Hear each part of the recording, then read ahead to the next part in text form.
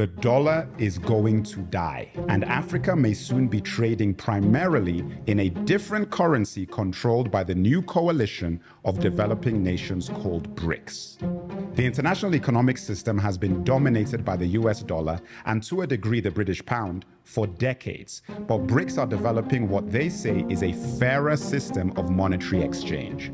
This is a big deal for everyone on Earth, especially Africa, and how separation from the US dollar and a move to a currency more closely tied to our contribution to the world economy will dramatically accelerate development across the whole continent.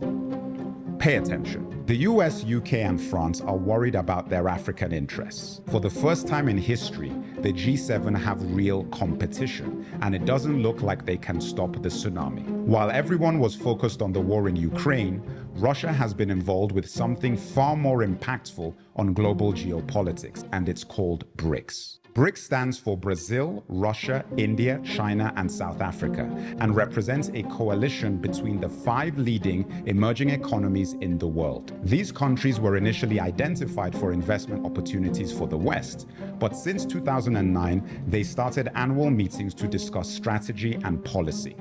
This is something Western nations have been doing with the G7 for decades. The group of 7 consisting mainly of Western nations with Japan as the outsider. Africa was never quoted to be part of that, even though we are the preeminent resource provider. BRICS is about to change things forever. BRICS have announced the new development bank, contingent reserve arrangement, BRICS payment system, and BRICS basket reserve currency, which are direct competitors to the G7 because their plans are clearly laying a foundation for separation from the US dollar, euro, and British pound en masse. The day that happens, any African country that is part of this coalition would be well on their way to financial liberation from the shackles of debt and weak exchange rates. What this could mean for African debt and economic imprisonment by former colonial countries is immense. With the rumblings that Saudi Arabia is going to start selling its oil in currencies other than the dollar, that sends shockwaves across the Western Hemisphere. In 1971, Nixon ended the convertibility of the dollar to gold.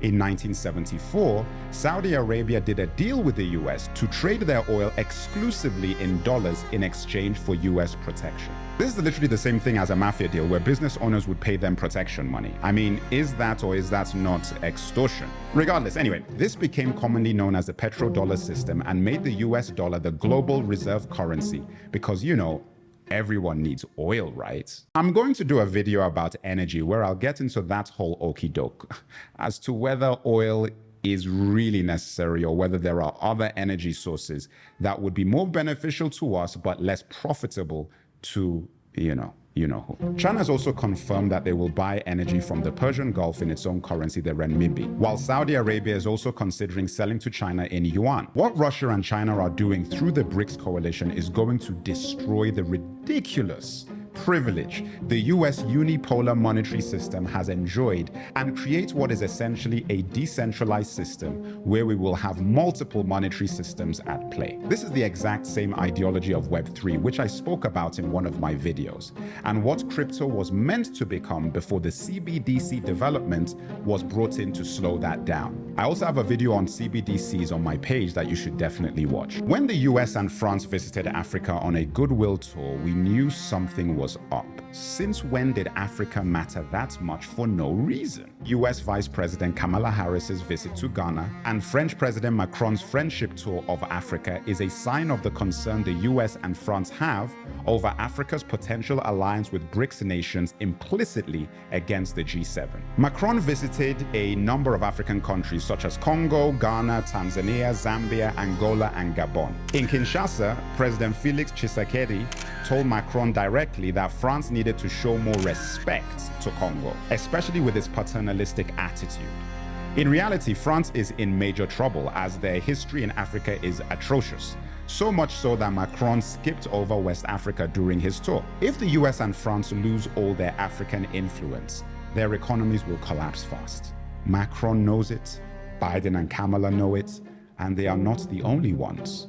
Putin knows it too. Russia wants Africa, and they are making plays for taking over the West spot by way of replacing the bad deals we have had from the West. This is simple business. The West did not give us good customer service, no money-back guarantee, and no phone support. We're looking for a better option now. China has also made inroads in Africa, as everyone knows, and it is laying a foundation for this coalition of BRICS. With the sheer level of Chinese investment into African economies by way of infrastructure, it is clear that they want to set up a situation where we are so deeply entrenched, the BRICS move would be a no-brainer. Thus, you should expect to see from Western media in the coming months and years heavy anti-Russia and China propaganda to dissuade African nations from joining the coalition by way of getting us, the population, to refuse any partnerships with who they say are the bad guys. I just don't think it's going to work. Not this time. But who do we choose? What is the West offering versus Russia and China? BRICS will probably be offering Africa more energy and transportation infrastructure.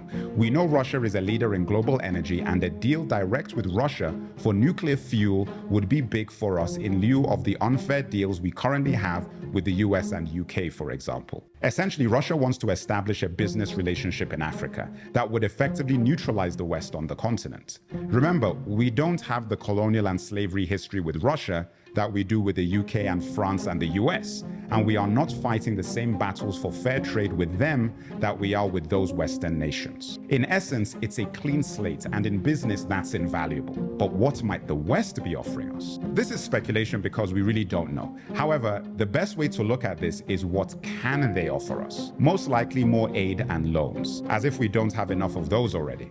They also have immigration incentives like visas, but why would we want to promote more of us going to countries where we're not wanted? In exchange, the US would also want Africa to conform even more to Western ideology, which was highlighted by Kamala Harris's comments on human rights violations in the LGBTQ community in Ghana, to which President Adu shut her down.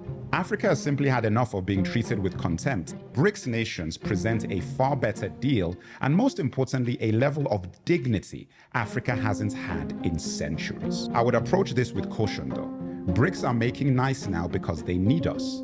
That doesn't mean things won't change once the G7 are no longer the primary predator. Regardless, this is the most powerful we have ever been because Africa is the main prize, and that means we can actually negotiate with genuine leverage. South Africa's Foreign Minister Naledi Pandor directly said the development of a BRICS monetary exchange is to directly weaken the dollar, so this isn't speculation of what the game plan is here. You see, when you watch my video on the Ghana-Ivory Coast cocoa wars, or the Nigeria lithium wars, you see a recurring theme. African nations producing resources, but not in control of how those resources are traded and in what currency. If you buy and sell in dollars, then the insane exchange rates we have no control over make it incredibly expensive for us and benefits the Western nations greatly. However, if we no longer have to sell in US dollars, we make a lot more money with a system that gives us a better rate of exchange per sale. This will change everything for Africa. Everything. Remember, the US used unilateral sanctions to intimidate African nations who fall out of favor with them. This means they are judge, jury, and executioner. And because we are trading primarily in their currency, and with them because that currency is the most lucrative, we are essentially trapped. With this BRICS initiative, a US sanction would no longer be as damaging to an African nation, as we would be making more lucrative deals with China, Russia, and other BRICS nations. So this is a situation where it is actually in African interest to work with China to come up with a mutually agreeable situation. Whatever we do with them cannot be worse than the situation we have with the G7 nations, such as the US, UK, France, and Germany. And believe me, the G7 know it. Economist Zoltan Posa wrote an op-ed in the Financial Times where he says the assault on the US dollar is coming from multiple directions and that even the CBDC is a threat to the dollar's dominance. I urge everyone to educate yourselves on this and make sure you are all holding your governments accountable for their involvement in this initiative. So who's it going to be? BRICS or the G7? This is a huge choice to make because it literally will dictate the next 50 years of African development. We just have to be smart and watch our backs. Trust no one. This is not the time to just let your politicians decide what to do.